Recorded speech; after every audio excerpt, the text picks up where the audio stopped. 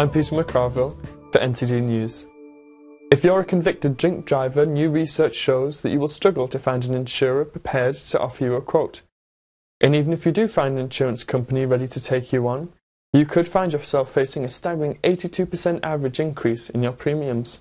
According to data compiled by comparison website moneysupermarket.com, premiums could go up over 100% in some cases. Several well-known insurers such as Sheila's Wheels, Esure and Halifax will not even quote coverage to convicted drink drivers.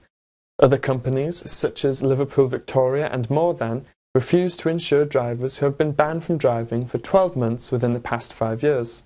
All this in addition to the financial penalties imposed by the courts. Causing death by careless driving under the influence of drink equals 10 years in jail, minimum 2 years driving ban, plus an extended test.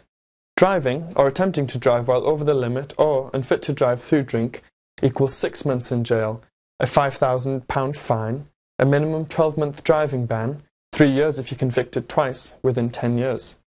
In charge of a vehicle while over the limit or unfit to drive through drink equals 3-month custodial sentence, a £2,500 fine, plus a driving ban. Refusing to provide a specimen equals 6 months behind bars, plus a £5,000 fine, plus 12 months driving ban, as the minimum. If you are hit with a driving ban of 2 years or more, you will almost certainly lose any no-claims discount. The majority of insurers will not honour NCDs if you have not had insurance for over 2 years, regardless of any convictions. And remember, you don't actually have to be involved in an accident or even driving your vehicle to be convicted and disqualified. There are many other problems that would-be drink drivers might not have thought of. Convicted drink drivers will find it almost impossible to rent a car for up to a decade afterwards. Other factors to consider include loss of livelihood. Without a car, could you still do your job effectively enough to stay employed? Does your employer have a clause in your contract about convictions? Then, aside from the personal disruption a conviction is likely to cause, what about everybody else in your life? The school run, going on holiday, shopping?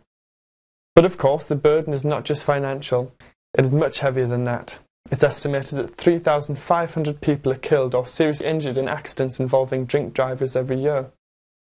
Don Schenker, Chief Executive of Alcohol Concern, National Alcohol Misuse Charity, told NCD News, "There is no safe alcohol limit for driving as statistics show, but reducing alcohol limit from 80 to 50 milligrams per 100 millilitres could help cut the number of deaths and injuries on the road quite significantly.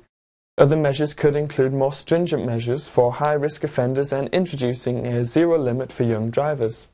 More random breath testing and greater publicity of penalties will help to convince those who are determined to take the risk that there is a realistic likelihood of being caught. The problem is that, when sober, these figures and deterrents sink in quite well with most people vowing never to drink and drive. When someone has actually had a few pints, it takes a lot more to convince them. Don't be one of those people who says, 'I knew he shouldn't have been driving,' only after an accident has occurred. We encourage everyone to take responsibility for their friends and relatives who, whilst under the influence, might not be the best judges of their driving capabilities."